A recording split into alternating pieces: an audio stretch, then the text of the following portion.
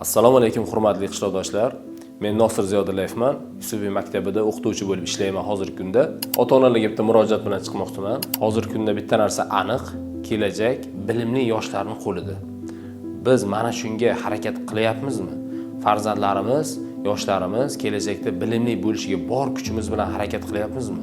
Hurmatli onalar, otalar, biz ertalabdan to kechgacha farzandimizni qanday qilib kuchli bilim olishini o'ylashimiz, reja qilishimiz va harakat qilishimiz kerak bo'ladi.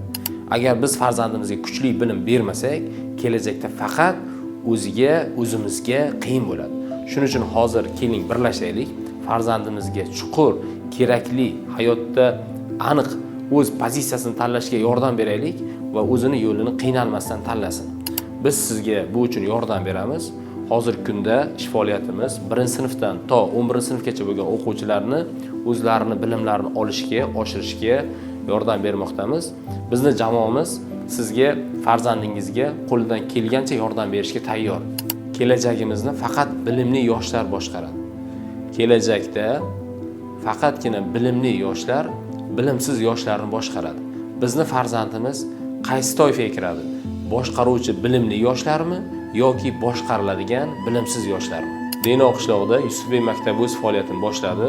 Biz jamoamiz bilan sizga yordam berishga tayyormiz. Farzandingizning kelajagi uchun qo'limizdan kelgancha yordam beramiz.